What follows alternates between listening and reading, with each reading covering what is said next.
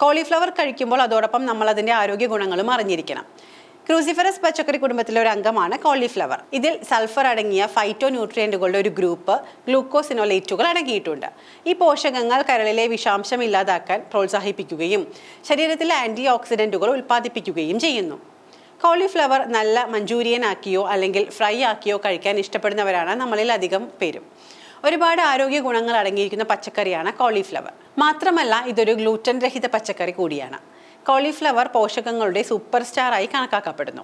കാരണം ഇതിൽ പോഷകങ്ങൾ ധാരാളം അടങ്ങിയിട്ടുണ്ട്. ഇതിൽ ഉയർന്ന അളവിൽ ഫൈബറും വൈറ്റമിൻ ബി, വൈറ്റമിൻ സിയും അടങ്ങിയിട്ടുണ്ട്. കരോട്ടിനോയിഡുകളും അതായത് ആന്റി ഓക്സിഡന്റുകളും ഗ്ലൂക്കോസിലോനേറ്റുകളും ഇതിൽ ധാരാളം അടങ്ങിയിട്ടുണ്ട്. ഈ രണ്ട് സംയുക്തങ്ങളും ക്യാൻസർ വിരുദ്ധ ഗുണങ്ങൾ കാണിക്കുന്നതായി ഗവേഷണങ്ങളിൽ തെളിഞ്ഞിട്ടുണ്ട്.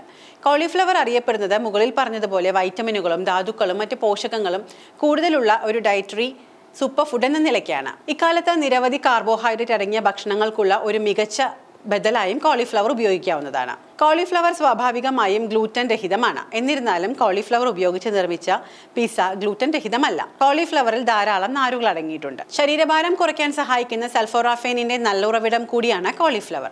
അതിനാൽ ഇത് നിങ്ങളുടെ ശരീരഭാരം കുറയ്ക്കാനുള്ള ഡയറ്റിന് പറ്റിയ ഒരു പച്ചക്കറിയാണ്. ഇതോടൊപ്പം കുറഞ്ഞ കാർബ് ധാന്യങ്ങൾക്കും പയറുവർഗ്ഗങ്ങൾക്കും പകരമായും ഇത് ഉപയോഗിക്കാവുന്നതാണ്. നേരിട്ട് പറഞ്ഞത് കൂടാതെ ഇതിൽ വൈറ്റമിൻ സി, വൈറ്റമിൻ കെ തുടങ്ങിയ വിറ്റാമിനുകളും അടങ്ങിയിട്ടുണ്ട്. ഇത് കൂടാതെ ഫോളിക് ആസിഡിന്റെ ഉത്തമ സ്രോതസ് കൂടിയാണ് കോളിഫ്ലവർ. ഇത് ശരീരത്തിലെ കോശങ്ങളുടെ വളർച്ചയെ പിന്തുണയ്ക്കുകയും ഗർഭകാലത്ത് ഏറെ ഫലപ്രദമായി മാറുകയും ചെയ്യുന്നു. കൊഴുപ്പ്, കൊളസ്ട്രോൾ എന്നിവയിൽ നിന്നും മുക്തമായ കോളിഫ്ലവർ സോഡിയത്തിന്റെ അംശവും കുറവാണ്.